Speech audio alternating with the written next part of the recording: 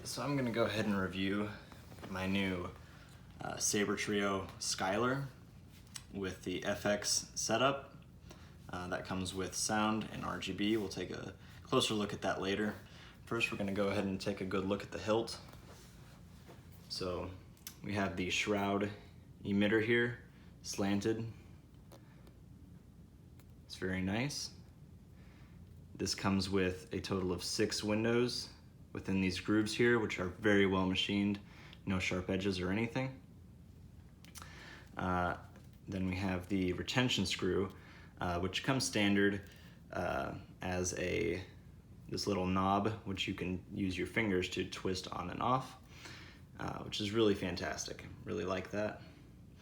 I got a brushed silver finish, which allows for it to, it's less shiny, but it hides fingerprints and scratches much better than a shinier looking saber. I got the standard AV switch, non-illuminated. Wasn't a huge fan of the illuminated just because, well, it's not really in the Star Wars mythos. And it comes with this really nice choke point, which I really like. Your hand fits really perfectly between these two areas right here, with enough room for your second hand. Moving your way down the hilt, has more of these really cool designs. And the bottom here comes with a Covertech, very nice designed. Comes with these little holes and divots. It really adds to the look of the saber. It as well also has a retention screw for the LED. And here's a look at the pommel.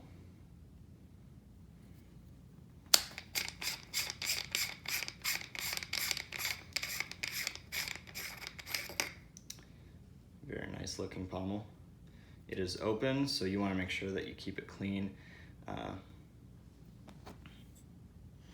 There's kind of a look at the speaker. And here's the recharge port, as well as the battery and the chassis, which runs pretty deep up the hilt. I'm not going to pull it out too far. But these little grooves right here actually interlock with the Covertech to keep the speaker and the chassis from really shaking around and moving when it's in your hilt. So keeps it real secure, real secure. There's no movement when moving around the hilt. Okay, so now we're gonna go ahead and fire it up.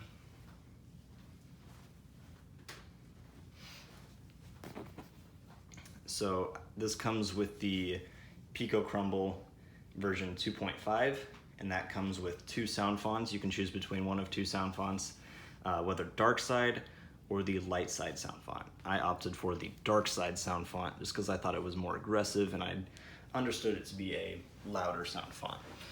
But once you've selected a sound font, it cannot be changed. But this also comes with the RGB setup, so we will also take a look at that. So it has 2 primary modes, and that is deep sleep mode and active mode. Currently it's in deep sleep mode, and when it's in deep sleep mode, you have to press the button to wake up the saber. You hear the noise, and then you can press it again to ignite it. So the saber comes with this sort of shimmer, which adds that sort of realism from the movies. Looks really cool in person. You can notice it, and it really adds a nice effect to the saber.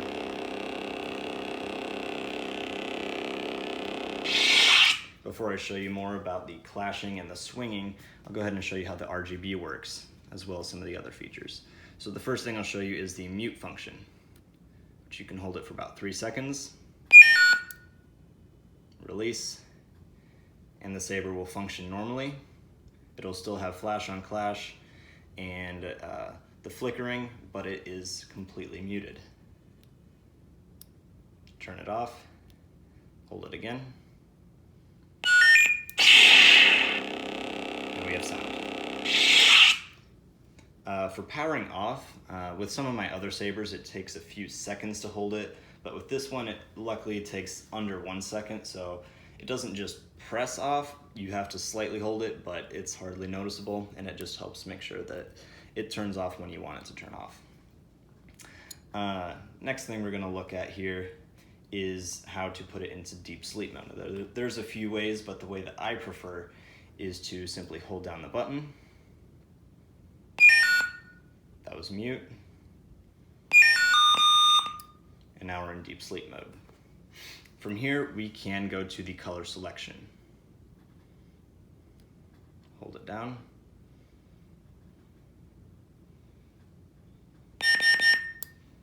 All right.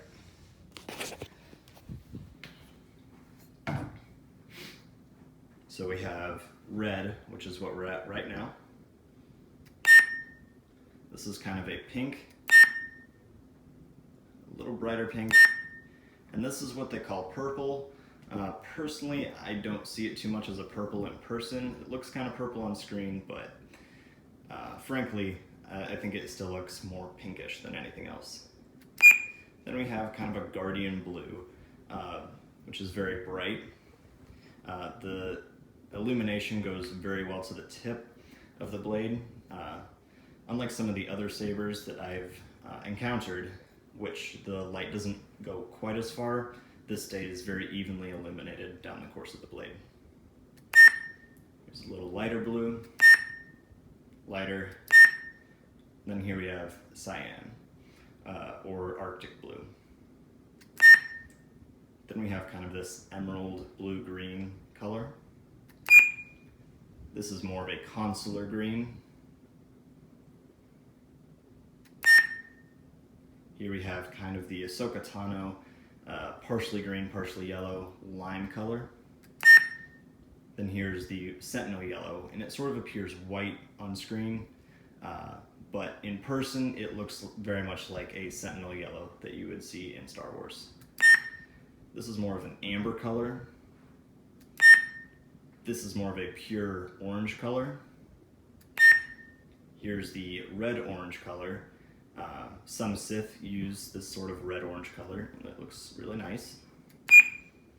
And then here we're back to red.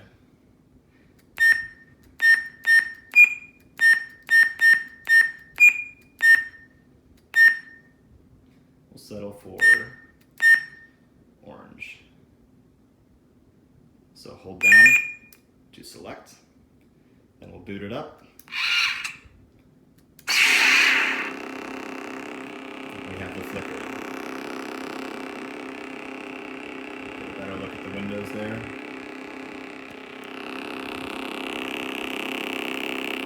Alright, so the soundboard is really good at picking up swing sounds and knowing when to swing and when not to swing. Moving from side to side, it will not move, so running motion and just movement like this will not pick up a swing. However, any spins or pommel movements, it's very good to pick up.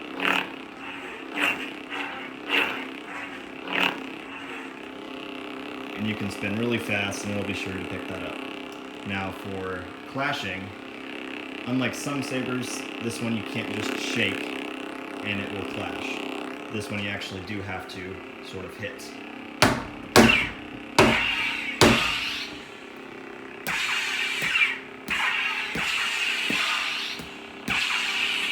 And it sort of maxes out every single LED here to get this whitish pink color. And that's the same for each and every color on the saber. However, it still looks really good. Very nice. Another thing I forgot to mention is it does have that power on and power off fade to kind of add that effect of turning on the saber. See, it kind of dims out. So that's very nice. All right, now to take a little bit more closer look at some of the details of this hilt. Go ahead and remove the blade here. So the blade is quite unique. It's a little bit different than what you might expect from some other saber companies. It has kind of a sharper point, but the white seems to be a lot more consistent here. So the blade itself is very well illuminated, very well balanced. I do have their more mid-grade blade, so I can do some light sparring with this, but normally I'm just going to use this blade for cosplay. It is a 1-inch diameter blade, so you can use other companies' lightsaber blades. I use Ultra Saber's heavy grade blades on this for dueling. Now we're going to take a look at the LED. Try LED here. And I also got their silver and black blade plug. So just kind of fit that in there.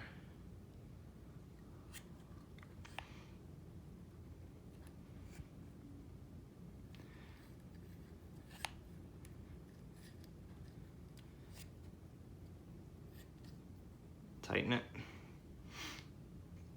Looks really nice. It is a shorter blade plug than some of the other ones that I've got, but it is very nice looking and it really matches the aesthetic of the saber. I went ahead and changed the color to green. We'll take a look at what it looks like.